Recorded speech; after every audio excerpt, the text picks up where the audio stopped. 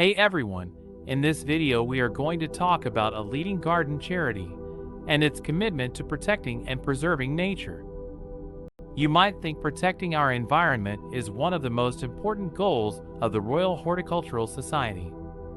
After all, the organization was founded in the early 19th century to promote, encourage, and improve the science, art, and practice of horticulture. Yet, for many years, the RHS has been selling products that, unfortunately, go against their mission. Slugs and snails, for example, should be seen as an important part of any garden, and that includes the RHS gardens since they are an integral part of the ecosystem. But they are, sadly, sold as pests by the RHS. Similarly, these garden centers still sell herbicides and weed killers, which are not only bad for bees, but also helpful plants and animals as well as bug killers.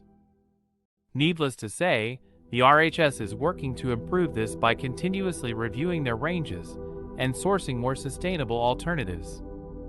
For example, they have canceled their branded licensing of weed killers and slug pellets, and they have removed products such as the herbicide Nudorf weed killer from their website. But some critics say this isn't enough.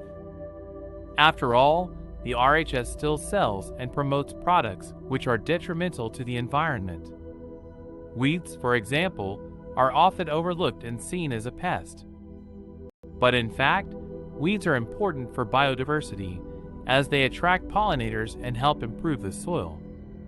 More importantly, traditional slug pellets that the RHS still sell contains metaldehyde, a toxic ingredient that can be harmful to not just slugs and snails, but also to other wildlife such as birds and hedgehogs. What's worse is these pesticidal products can have long-term implications for the food chain.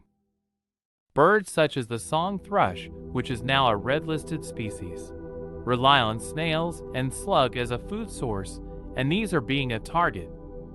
The RHS has partnered with the wildlife trusts in order to encourage people to garden for wildlife.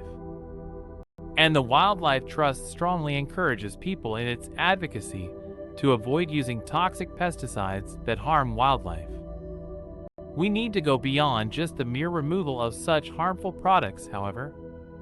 We must educate the public about the need to be more mindful when it comes to gardening, and to try and go as natural as possible.